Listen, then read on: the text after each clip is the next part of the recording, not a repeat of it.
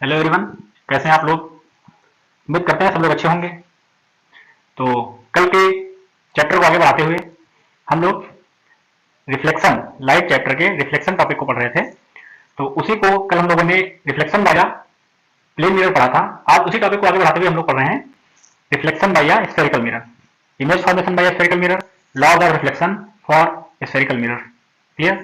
तो देर न करते हुए हम लोग टॉपिक को आगे बढ़ाते हुए चलते हैं अपने पॉइंट पर।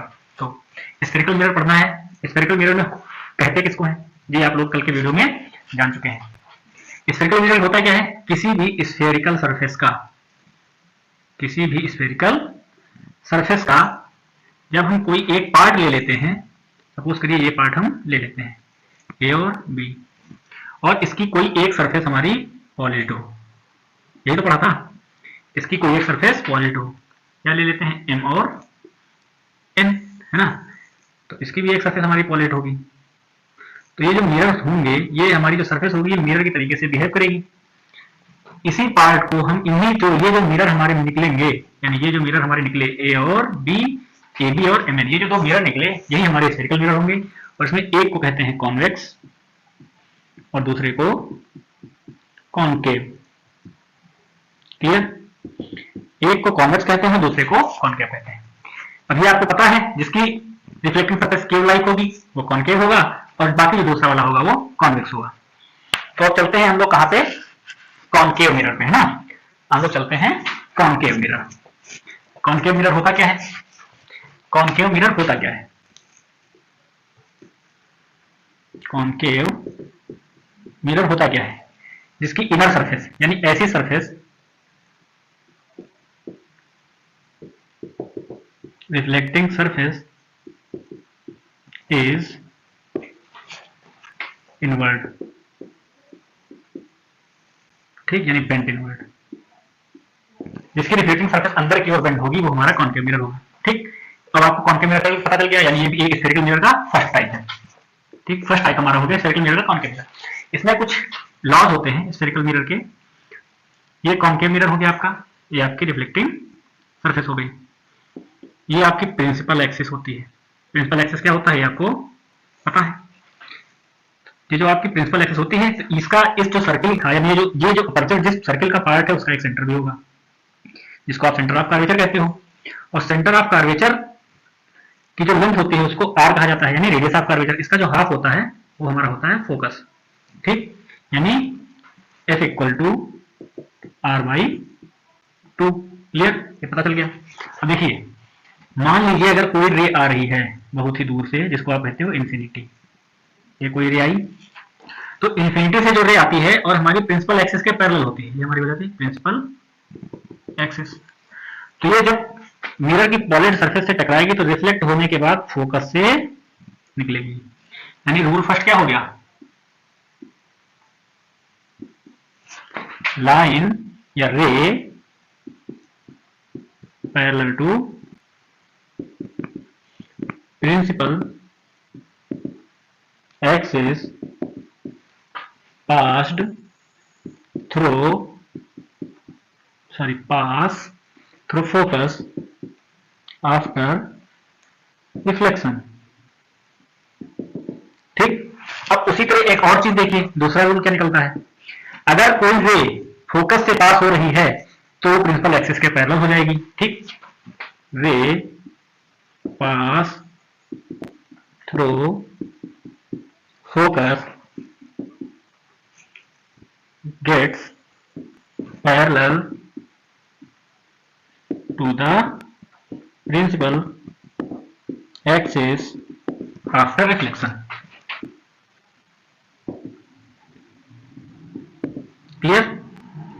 फिर थर्ड रूल क्या कहता है, थर्ड रूल ये कहता है कि रेडियस ऑफ कर्वेचर से पास होने वाली रे, जो रे रेडियस ऑफ कर्वेचर से पास होगी वो सेम डायरेक्शन में वापस हो जाएगी।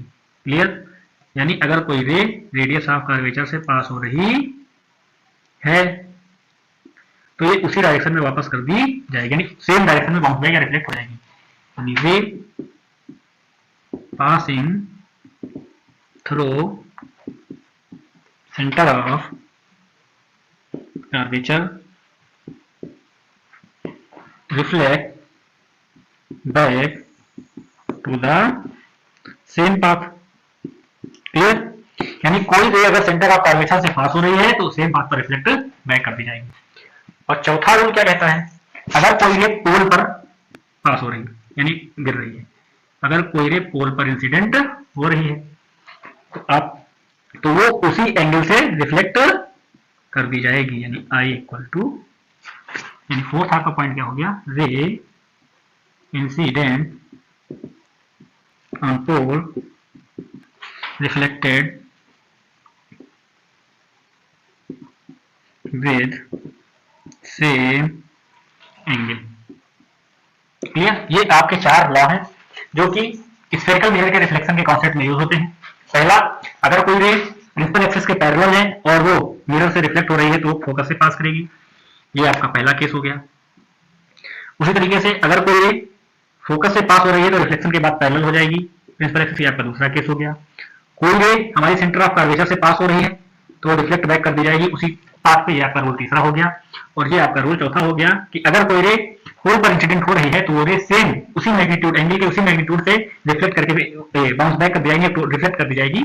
ये आपके 4 रूल हो गए जो कि स्फेरिकल मिरर के कॉन्सेप्ट में यूज होते हैं। ठीक, तो ये समझ में आ गया। अब आते हैं image formation by concave mirror. Clear? Image formation by concave mirror, इसमें क्या होता है, आपको इमेज के बारे में पता है कि जहां भी इमेज रियल बनेगी वो इन्वर्टेड होगी और जहां भी इमेज डायरेक्ट बनेगी वो वर्चुअल होगी। और इमेज वही बनती है जहां पर 2 लाइट रे एक दूसरे को इंटरसेक्ट करती है ना। Image formation by concave mirror. ठीक, image formation by concave mirror. Concave mirror में कुछ कंडीशंस होती हैं कि कब इमेज कहां पर बनेगी। तो मान लीजिए आपका इमेज मिरर है, ठीक, ये आपका मिरर हो गया, ये आपकी पॉइंट सरफेस हो गई, इधर रिफ्लेक्टिव सरफेस हो गई, ये आपकी प्रिंसिपल एक्सिस हो गई। ये आपकी प्रिंसिपल एक्सिस हो गई तो ये आपका मान लीजिए फोकस हो जाएगा, तो ये आपकी सेंटर ऑफ कर्वेचर हो जाएगी। अब आपने क्या देखा कि जो भी इमेज वही बनेगी, कोई भी इमेज वही बनेगी जहां पर 2 रेज एक दूसरे में इंटरसेक्ट होंगी। तो पहली कंडीशन इसमें आती है when object is at infinity. मान लीजिए कहीं ऑब्जेक्ट इंफिनिटी पर है, ठीक, ये कोई ऑब्जेक्ट है जो कि इंफिनिटी पर है, अभी इंफिनिटी पर है तो एक रे यहां से आएगी प्रिंसिपल एक्सिस के पैरेलल आई और दूसरी रे यहां से आएगी, ये भी प्रिंसिपल एक्सिस के पैरेलल होगी। क्लियर?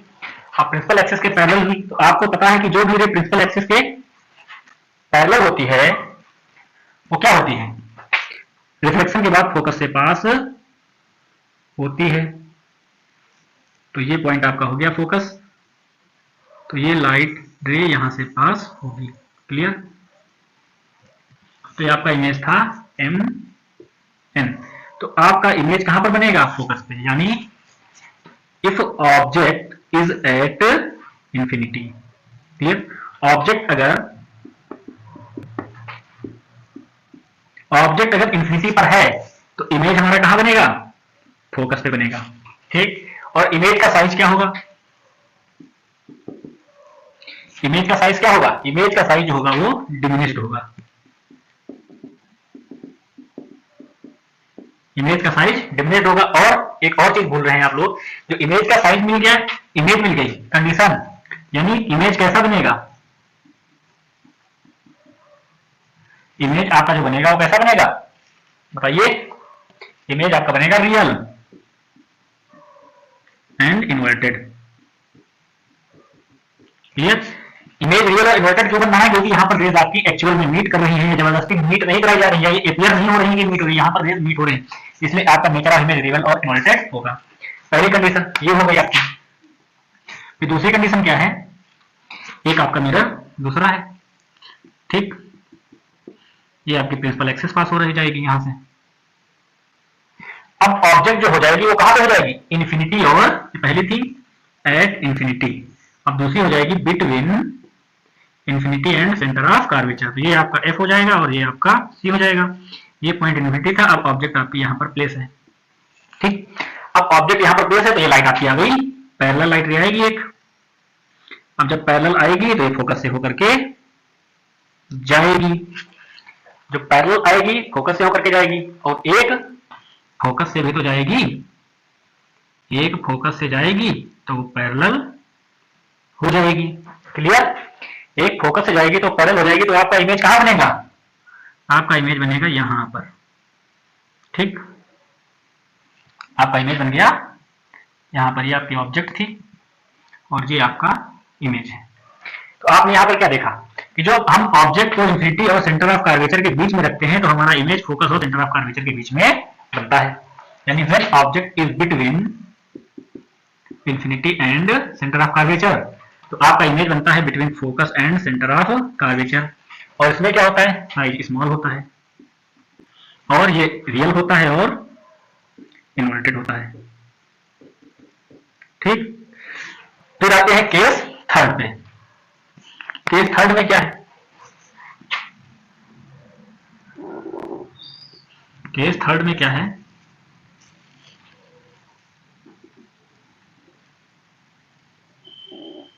ना, केस थर्ड क्या था, केस थर्ड अब ऑब्जेक्ट हमारी कहां जाएगी, एट सेंटर ऑफ कर्वेचर। अब ये आपका एफ था और ये आपका सी हो गया। अब आपकी आ गई ऑब्जेक्ट आ गई सेंटर ऑफ कर्वेचर पर। तो आपको एक चीज पता है, पहली रे यहां से पैरेलल, तो वो तो पास हो जाएगी आपके फोकस से, है ना, और दूसरी रे जाएगी पास हो जाएगी हमारी फोकस से, दूसरी रे आपकी फोकस से पास होगी। तो जो दूसरी रे फोकस से पास होगी तो वो क्या हो जाएगी, प्रिंसिपल एक्सिस के पैरेलल हो जाएगी, है ना। तो जब प्रिंसिपल एक्सिस के पैरेलल हो जाएगी तो ये आपको मिलेगी कहां पर, ये बन जाएगा इमेज आपका बिल्कुल सेंटर ऑफ कर्वेचर पर। ठीक, यानी जहां पर ऑब्जेक्ट है वहीं पर हमारा इमेज है। ठीक, तो अब आपको यहां से क्या दिख रहा है कि जो अब एक लाइट रे ये गई तो ये रिफ्लेक्ट हो गई, एक लाइट रे ये गई तो ये रिफ्लेक्ट हो गई। ठीक, तो जब आपकी ऑब्जेक्ट सेंटर ऑफ कर्वेचर पर थी तो हमारा इमेज कहां बना, सेंटर ऑफ कर्वेचर पर। यानी when object is at centre of curvature तो इमेज कहां बनेगा, इमेज बनेगा हमारा सेंटर ऑफ कर्वेचर पर। अब साइज क्या हो जाएगा, सेम। तो जो हमारा इमेज का साइज होगा वो इमेज का साइज जो होगा वो ऑब्जेक्ट के साइज के इक्वल होगा, और हमारा जो इमेज होगा वो रियल और इन्वर्टेड होगा। क्लियर, तो ये आपके तीन रूल हो गए। अब आते हैं कहां पे, व्हेन ऑब्जेक्ट इज एट, जब ऑब्जेक्ट कहां थी, अभी तक सेंटर ऑफ कर्वेचर पर थी, अब हमारी ऑब्जेक्ट कहां पर आती है, अब हमारी ऑब्जेक्ट आ जाएगी सेंटर ऑफ कर्वेचर और फोकस के बीच में। ये आपका इमेज हो, मिरर हो गया। तो जो इमेज हमारी, अब ऑब्जेक्ट हमारी आ जाएगी सेंटर ऑफ कर्वेचर और फोकस के बीच में, हमारी ऑब्जेक्ट आ जाएगी यहां। तो आपने क्या देखा है कि जो भी आप लाइट रे पैरेलल होती है फोकस से पास होगी, तो जो भी लाइट रे हमारी पैरेलल आएगी वो हमको फोकस से पास हो जाएगी। ठीक, पैरेलल आएगी तो फोकस से पास हो जाएगी। और एक चीज और आपको पता है ना, तो एक चीज आपको और पता है कि जो रे हमारी फोकस से पास होगी वो क्या हो जाएगी, पैरेलल हो जाएगी हमारी, है ना, वो प्रिंसिपल एक्सिस के पैरेलल हो जाएगी। तो अब हमारा इमेज कहां बन रहा है, अब हमारा इमेज बन रहा है यहां पर। क्लियर, यानी ये आपकी ऑब्जेक्ट थी तो ये आपकी ऑब्जेक्ट थी तो ये आपका इमेज हो जाएगा। ठीक, इसको अगर हम नाम ले लेते हैं एम एन, तो ये हमारा हो जाएगा एम डैश और एन डैश। अब आप यहां पर क्या देख रहे हैं कि हमारी जो इमेज है वो ऑब्जेक्ट के साइज से बड़ी हो गई। तो यहां से क्या निकला, when object is between C and F, जब सेंटर ऑफ कर्वेचर और फोकस के बीच में होती है तो हमारा इमेज कहां बनता है, between infinity and C, centre of curvature और इंफिनिटी के बीच में बनता है। अब यहां पर इमेज जो होगी वो ग्रेटर देन होगी ऑब्जेक्ट से और रियल बनेगी और इन्वर्टेड बनेगी। जहां भी रियल होगा वहां पर इन्वर्टेड अपने आप लग जाएगा, क्योंकि हमेशा रियल ऑब्जेक्ट इन्वर्टेड ही बनती है। क्लियर, तो ये चार आपको ऊपर समझ में आ गए। अब आते हैं फिफ्थ पे। फिफ्थ में क्या है, अभी तक आपने देखा कि आपकी ऑब्जेक्ट जो थी वो सेंटर ऑफ कर्वेचर और फोकस के बीच में थी। अब आते हैं जब हमारी ऑब्जेक्ट आ जाती है फोकस पे, फिफ्थ केस बनता है जब ऑब्जेक्ट आती है फोकस। तो ये ये आपका मिरर हो गया, ये आपका मिरर हो गया, यहां से आपकी प्रिंसिपल एक्सिस पास हो रही है। क्लियर? यहां से प्रिंसिपल एक्सिस पास हो रही है और ये आपका एफ है और ये आपका सी है। अब आपकी ऑब्जेक्ट आ गई यहां पर। ठीक, जब आपकी ऑब्जेक्ट यहां पर आ जाएगी तो एक लाइट रे तो पैरेलल जाएगी और ये पास हो जाएगी फोकस से। ठीक, क्लियर? एक लाइट रे पैरेलल जाएगी और ये पास हो जाएगी फोकस से, और दूसरी जो होगी वो हमारी जाएगी वो पोल पे जाएगी, और जो पोल से जाएगी वो आपकी कहां जाएगी? जो पोल से जाएगी तो जिस एंगल से आई होगी उसी एंगल से रिफ्लेक्ट कर दी जाएगी। क्लियर? तो जितनी जिस एंगल से आई जब उसी एंगल से रिफ्लेक्ट कर दी जाएगी, तो हमारी इमेज आप यहां पर देख रहे हैं कि बिटवीन डिस्टेंस इस वाली रे के बीच में और इस वाली रे के रिफ्लेक्टेड रे के बीच में डिस्टेंस बराबर है। तो हमारा इमेज कहां पर बनेगा? ये कहीं भी मीट नहीं कर रही। अगर आगे आप बढ़ाओगे तब भी बढ़ती चली जाएंगी, पीछे आप बढ़ाओगे तब भी बढ़ती चली जाएंगी, यानी इनके बीच की डिस्टेंस हर जगह बराबर है। तो अब यहां पर क्या है? तो हमारा इमेज जो बनेगा वो एट इंफिनिटी बनेगा, यानी when is object at focus. जब आपकी ऑब्जेक्ट आ जाएगी तो ये जब आपकी रे यहां से आएगी और ये आपके, तो आपका इमेज कहां पर बनेगा? इंफिनिटी पर बनेगा, यानी when is object is at F, object is at F. जब आपकी ऑब्जेक्ट फोकस पर होगी तो हमारा इमेज कहां बनेगा? At infinity. अब देखिए कि जब इंफिनिटी पे थी तो फोकस पे बनना, जब फोकस पे है तो इंफिनिटी पे बनना, और इमेज जो होगा हमारा आई इज ग्रेटर देन ओ, बड़ा होगा, लार्ज होगा और इन्वर्टेड होगा। ठीक, फिर आते हैं जब हमारी ऑब्जेक्ट बिटवीन एफ एंड सी हो। ठीक, अब आते हैं हमारी ऑब्जेक्ट जो पोल और फोकस के बीच में रखी हो, है ना? Object between pole and focus, ये आते हैं हमारा सिक्स्थ और last case of a concave mirror. यानी ऑब्जेक्ट जब हमारी, ये आपका पोल होता है, ये आपका फोकस होता है, ये आपका सी, जब ऑब्जेक्ट आपकी यहां कहीं पर रखी हो। अब ऑब्जेक्ट यहां कहीं पर रखी होगी तो क्या होगा? एक पैरेलल आएगी तो ये तो फोकस से होकर निकल जाएगी, ठीक, और एक इधर आएगी तो ये जिससे आएगी उसी से निकलती चली जाएगी। अब आप क्या देख रहे हैं कि यहां पर जो आपकी रिफ्लेक्टेड रे हैं इनके बीच में आगे बढ़ाने पर गैप हमारा बढ़ता चला जा रहा है, यानी इस डायरेक्शन में ये तो कहीं भी मिलने वाली नहीं है। ठीक, ये जब इधर कहीं मिलने वाली नहीं है तो इनको क्या करेंगे? इनको अपेरेंटली बढ़ाएंगे बैक साइड में, इनको अपेरेंटली बैक साइड में बढ़ाओगे तो ये यहां कहीं पर मीट करेंगे, तो हमारा इमेज जो होगा बैक साइड के मिरर पर बनेगा। तो मिरर के बैक साइड बनना और कैसा बनना है? इरेक्ट बनना है। आपको पता है कि जब इमेज इरेक्ट बनता है तो वर्चुअल इमेज होता है। वर्चुअल इमेज क्यों होता है? क्योंकि लाइट रेज एक्चुअल में मीट नहीं कर रही होती, उन्हें मीट कराया जाता है। यहाँ पर अपीयर हो रहा है, ऐसा अपीयर हो रहा है कि यहाँ पर मीट हो रही है। तो when object is between pole and focus, तो हमारा जो इमेज बनेगा वो बनेगा लार्ज, और कहां बनेगा? At back side of mirror. Mirror के बैक साइड बनेगा, इमेज लार्ज बनेगा। कैसा बनेगा? Virtual and erect. ये 6 केसेस थे जो हमारे कॉन्केव मिरर के रिफ्लेक्शन और इमेज फॉर्मेशन के केस में आते हैं। तो आपको क्या पता है कि जब ऑब्जेक्ट इंफिनिटी पर होती है तो हमारा इमेज फोकस पर बनता है, जब हमारी ऑब्जेक्ट फोकस पर होती है तो हमारा इमेज इंफिनिटी पर बनता है। क्लियर? फिर जब आपकी ऑब्जेक्ट सेंटर और इंफिनिटी, सेंटर ऑफ कर्वेचर और इंफिनिटी के बीच में होती है तो इमेज फोकस और सेंटर ऑफ कर्वेचर के बीच में बनता है। उसी तरह जब हमारी ऑब्जेक्ट सेंटर ऑफ कर्वेचर और फोकस के बीच में होती है तो हमारा इमेज जो होता है वो इंफिनिटी और सेंटर ऑफ कर्वेचर के बीच में बनता है। ठीक, जब इंफिनिटी पर थी तो फोकस पे बना, जब फोकस पे था तो इंफिनिटी पर बना। इंफिनिटी और कर्वेचर के बीच में है तो फोकस और सेंटर ऑफ कर्वेचर के बीच में इमेज पहुंच गया। यानी आप इमेज को इधर बढ़ाते जाओगे तो आप इमेज को राइट साइड में बढ़ाओगे तो आपका जो आप ऑब्जेक्ट को राइट साइड में बढ़ाओगे तो इमेज आपका लेफ्ट साइड में बढ़ता चला जाएगा।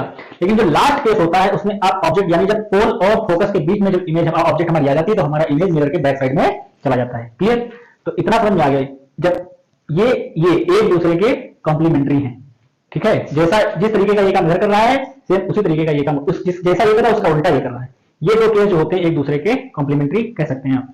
ठीक, ये एक अकेला ये केस है जो आपसे एग्जाम में पूछा जा सकता है। क्लियर? ये केस आपके एग्जाम के पॉइंट ऑफ व्यू से बहुत ही ज्यादा इंपॉर्टेंट होता है। जितने भी क्वेश्चन होते हैं लगभग यहां से या फिर आपके यहां से बनते हैं।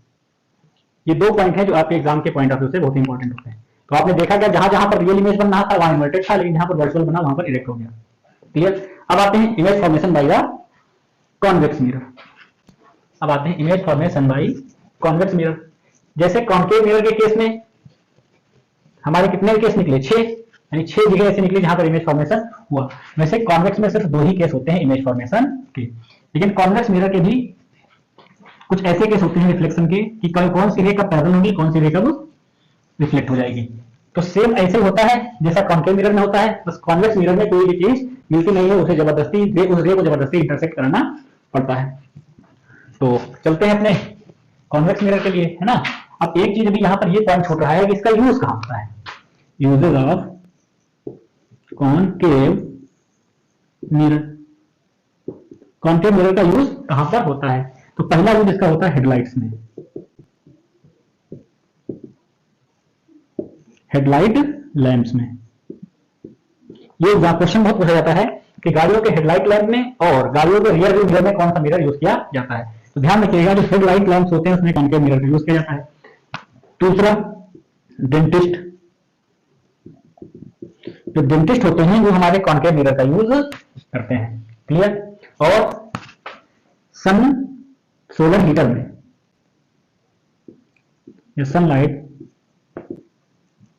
कन्वर्जन, ठीक, सनलाइट को एक ही जगह पर कन्वर्ट करने के लिए हम जो है कॉन्केव मिरर का यूज करते हैं। क्लियर? तो ये कुछ यूज है जहां पर कॉन्केव मिरर का यूज किया जाता है। अब आते हैं कॉन्वेक्स मिरर पे। कॉन्वेक्स मिरर क्या है? जिसमें इसमें सबसे ज्यादा इंपॉर्टेंट आपके लिए गाड़ियों के हेडलाइट्स और गाड़ियों के रियर व्यू मिरर में कौन सा मिरर यूज किया जाता है, सिर्फ ये आपके एग्जाम के पॉइंट ऑफ व्यू से बहुत ही ज्यादा इंपॉर्टेंट क्वेश्चन बनता है। अब आते हैं convex mirror. Convex mirror, convex mirror क्या होता है? कॉन्वेक्स मिरर जो होता है इसकी जो रिफ्लेक्टिंग सरफेस होती है ऊपर उठी हुई होती है। ठीक, अभी तक इधर साइड की सरफेस रिफ्लेक्टिंग थी, अब इसकी अपवर्ड सरफेस जो अपवर्ड उठी हुई होती है वो हमारी रिफ्लेक्टिंग होती है। ठीक, अब इसमें भी कुछ चीजें होती हैं। अभी तक आपने देखा कि जितने भी radius of curvature, centre of curvature, जो भी कुछ था हमारा वो सब लेफ्ट साइड में था, लेकिन अब जो आपका रेडियस ऑफ कर्वेचर और सेंटर ऑफ कर्वेचर होगा वो सब राइट साइड में होगा। तो आपको पता है कि जो लाइट रे प्रिंसिपल एक्सिस के पैरेलल होती है, तो जो प्रिंसिपल एक्सिस के पैरेलल होती है वो क्या होती है? फोकस से पास होती है। तो जो कॉन्वेक्स मिरर होता है उसको वापस भेज देता है, दूसरी तरफ रिफ्लेक्ट कर देता है। तो जब इसको हम एक्सपेंड करते हैं तो ये लगता है कि ये हमारी लाइट रे जो है फोकस से पास हो रही है। ठीक, दूसरा केस बनता है जो हमारा कॉन्वेक्स मिरर है। ठीक, इसमें कोई रे, मान लीजिए आपकी प्रिंसिपल एक्सिस है, अगर ये आपका इधर फोकस हो जाएगा और ये आपका रेडियस, फोकस से पास होते हुए कोई रे आएगी, फोकस से पास होने वाली कोई रे इसके ऊपर इंसिडेंट होगी तो उसको प्रिंसिपल एक्सिस के पैरेलल कर देगा। ठीक, ये देखिए ये आ रही है, इसको अगर आप बढ़ाओगे तो ये फोकस से पास होगी तो इसको प्रिंसिपल एक्सिस के पैरेलल भेज देगा। ठीक, फिर तीसरा केस बनता है, ये आपका कॉन्वेक्स मिरर हो गया है ना। फिर तीसरा केस आपका बनता है, ये आपकी एफ हो गई और ये आपका सी हो गया। अगर कोई लाइट रे सी से पास होने वाली है, जैसे मान लीजिए ये लाइट रे यहां से पास होनी, लाइट रे आ रही है जो कि ऐसा लग रहा है कि हमारी सी से पास होगी, तो जो सी से पास होगी उसको बाउंस बैक उसी डायरेक्शन में भेज देगा। ठीक, फिर चौथा केस आता है इसमें भी पी। ये आपको पता है पोल से पास होने वाली लाइट को ये पोल पे दूसरी डायरेक्शन में भेज देगा। ठीक, ये इसके जो थे कुछ रूल्स थे, सेम वही है, कुछ स्पेशल नहीं है, बस यहाँ पर इतना डिफरेंस है, यहाँ पर लाइट अपने आप पहुंच जाती थी, लाइट रिफ्लेक्ट होने के बाद पहुंचती थी, यहाँ पर रिफ्लेक्ट होने के बाद जबरदस्ती पहुंचाया जा रहा है। तो ये आपका फर्स्ट केस हुआ, ये सेकंड केस हुआ, ये थर्ड केस हुआ और ये फोर्थ केस हो गया। क्लियर? अब देखा, अब यहाँ पर आप देख रहे हो ये पैरेलल है तो जबरदस्ती फोकस पे मीट कराया जा रहा है, ये फोकस पे आ रही है तो इसको पैरेलल कर दे रहा है। ये सेंटर ऑफ कर्वेचर से होते हुए पास हो रही थी तो इसको वापस रिफ्लेक्ट भेज दिया। यहाँ पर पोल पे जो आ रही है लाइन, जो लाइट रे हमारी पोल पर आ रही है उसको उसी डायरेक्शन में रिफ्लेक्ट करके भेज दे रहा है। क्लियर? अब आते हैं image formation by convex mirror. Image formation by convex mirror, इसमें सिर्फ इमेज फॉर्मेशन के 2 केसेस बनते हैं। क्लियर? इमेज फॉर्मेशन के सिर्फ 2 केसेस बनेंगे, इसमें बहुत ही ज्यादा केस नहीं है। तो कॉन्वेक्स मिरर का क्या पढ़ना है हमें? Image formation.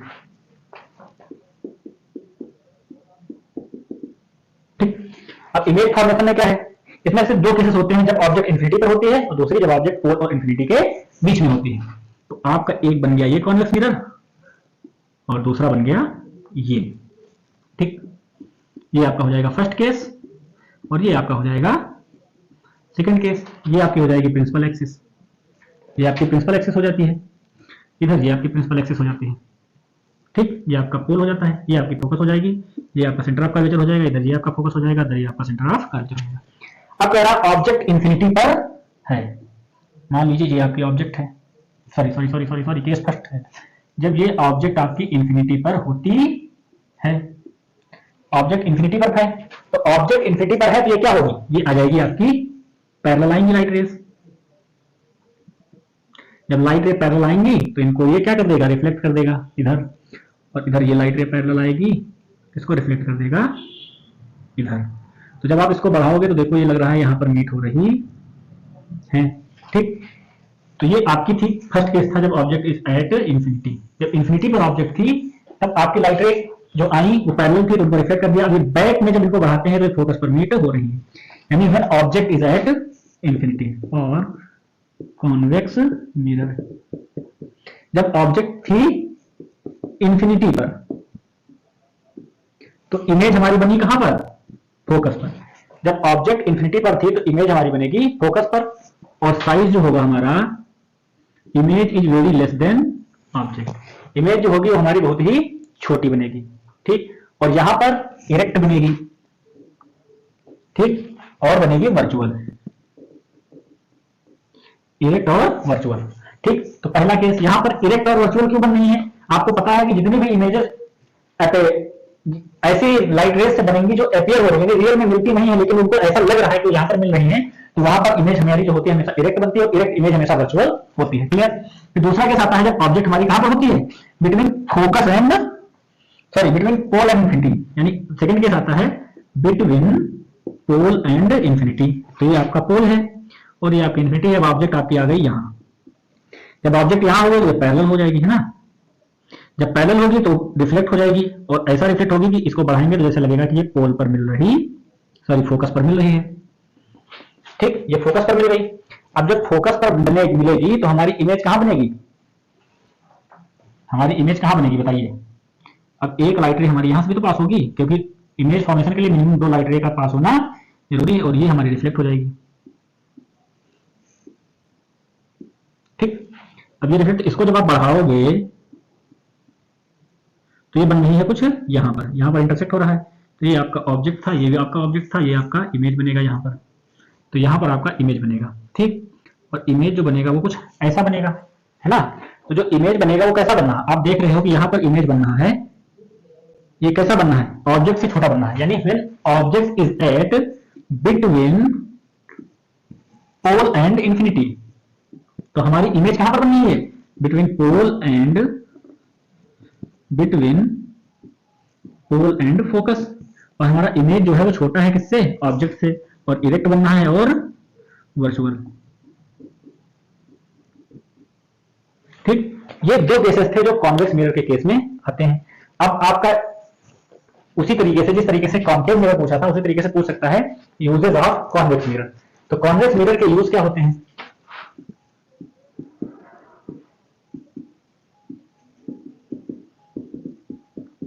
ये पहला इसका यूज होता है गाड़ी का rear view mirror. Rear view mirror in the vehicle, vehicles के रियर व्यू मिरर के फॉर्म में हमें कॉन्वेक्स मिरर का यूज किया जाता है। दूसरा जो होता है वो क्या होता है, दूसरा होता है सिक्योरिटी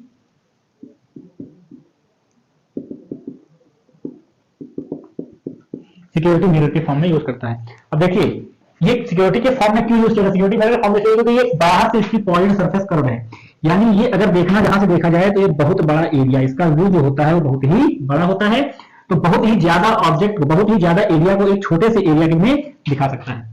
अगर ये आपका मिरर है तो इसके, यानी यहां पर अगर आप ले लो इतने व्यू को वो इतनी जगह में दिखा देगा। तो इसका व्यू एरिया बहुत ही ज्यादा होता है, इसलिए सिक्योरिटी मिरर के फॉर्म में इसको यूज किया जाता है। यानी जहां पर ये लगा होगा वहां से वो बहुत ज्यादा एरिया कवर करके आपको दिखा देगा, इसीलिए रियर व्यू मिरर यूज किया जाता है, क्योंकि पीछे का एरिया बहुत ज्यादा कवर कर लेना, बहुत बड़े व्हीकल को भी एक छोटी सी जगह में ये दिखा देता है। इसलिए इसके दो सबसे ज्यादा स्पेशल यूज है, यही आपके एग्जाम के पॉइंट ऑफ व्यू से ये आपका भी सबसे ज्यादा इंपॉर्टेंट है। फिर आते हैं अब आपका रिफ्लेक्शन इमेज फॉर्मेशन यहां पर कंप्लीट होता है। अब आगे बढ़ते हुए चलते हैं हम अपने रिफ्रैक्शन के टॉपिक पर, है ना। अब रिफ्रैक्शन के टॉपिक पर चलने से पहले हम न्यू कार्टेशियन फार्मूला देख लेते हैं, है ना। न्यू कार्टेशियन फार्मूला क्या होता है? न्यू कार्टेशियन फार्मूला आप लोग कार्टेशियन फार्मूले के फॉर्मूले को जानते होंगे, ये कोई स्पेशल चीज नहीं है, लेकिन अगर आप इसको जानते नहीं है तो आप ये माना कह सकते हैं कि आप जो है लाइव चैप्टर में कैलकुलेशन के साथ साथ बहुत सी चीजों में बहुत कैलकुलेशन के साथ रिफ्लेक्शन और रिफ्रैक्शन में बहुत सारी गलतियां कर सकते हैं। तो न्यू कार्टेशियन फार्मूला क्या होता है? New Cartesian formula, new Cartesian formula क्या होता है? ये आपकी एक्स एक्सिस होती है और ये आपकी वाई एक्सिस होती है ना। ये एक्स एक्सिस आपकी हो गई और ये वाई एक्सिस हो गई, ये वाई डैश होती है और ये एक्स डैश होता है। आपको ये पता है कि जब हम लेफ्ट साइड में जाते हैं तो वैल्यू नेगेटिव होती है और जब राइट साइड में आते हैं तो वैल्यू पॉजिटिव होती है। अगर यहां पर मिरर रखा जाए कोई भी, ठीक, ये आपका मान लेते हैं मिरर हो गया, ये आपका कॉनकेव भी हो सकता है, कॉन्वेक्स भी हो सकता है। तो अब आप यहां पर ऑब्जेक्ट होगी, जब यहां पर ऑब्जेक्ट होगी तो आप नंबर लाइन में क्या पढ़ते हो? जितने भी नंबर लेफ्ट साइड में होते हैं वो सारे नेगेटिव होते हैं। तो हमेशा जो ऑब्जेक्ट से, यानी ये पोल होता है आपका, पोल से ऑब्जेक्ट की डिस्टेंस को हम यू कहते हैं। तो इससे एक चीज निकल के आती है, यू हमेशा नेगेटिव होता है। क्लियर? अब तो यहां पर अब इमेज की बात आ गई, है ना। और इमेज इमेज तो इमेज जो होती है अगर इस कंडीशन में बनती है तो आपकी बड़ी बन रही है, यानी इरेक्ट बन रही है। अगर इस कंडीशन में बन रही है तो आपकी इन्वर्टेड बन रही है ना। लेकिन उसी तरीके से अगर इमेज आपकी इस तरफ बन रही है तो यहां पर आपका v जो हो जाएगा वो निगेटिव हो जाएगा, ठीक। और उसी तरीके से अगर इमेज इधर बन रही है तो v आपका पॉजिटिव हो जाएगा। यहां पर अगर यानी राइट साइड में बन रही है तो v पॉजिटिव होगा, लेफ्ट साइड बन रही है तो v निगेटिव होगा। क्लियर? यानी अगर आपकी इस फॉर्म बन रही है तो आपका इन्वर्टेड इमेज हो जाएगा, ठीक। फोकस, जब फोकस आपका इस तरफ लाई करेगा, यानी फोकस जब आपका इस कंडीशन में लाई करेगा तो ये आपका नेगेटिव होगा, और फोकस जब इस कंडीशन में लाई करेगा तो आपका पॉजिटिव होगा। ये था न्यू कार्टेशियन फार्मूला, ठीक। ये इससे ये बताता है कि आपको अगर वैल्यू किस तरीके के फॉर्म में रखनी है।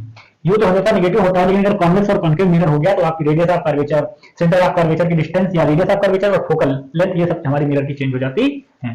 क्लियर? तो ये था आपका न्यू कार्टेशियन फार्मूला। अब इसके बाद आते हैं हम अपने रिफ्रैक्शन पे। रिफ्रैक्शन क्या होता है? Refraction, what is refraction? अब आते हैं रिफ्रैक्शन पे।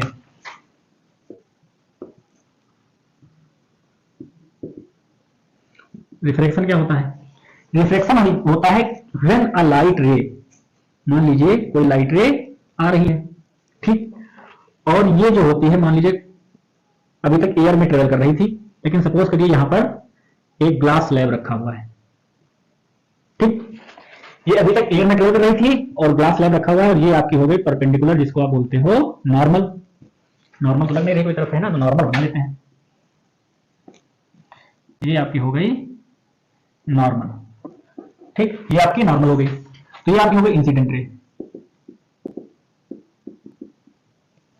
अब ये नॉर्मल नीचे भी होगी, है ना, सब जगह नॉर्मल ऐसी होगी।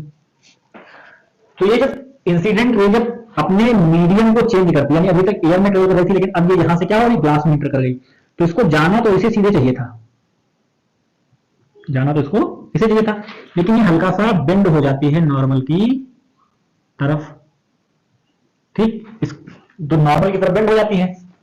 जब नॉर्मल की तरफ बेंड होती है तो ये क्या हो जाता है, यहां से थोड़ा सा एंगल हमारा जो होता है चेंज हो जाता है।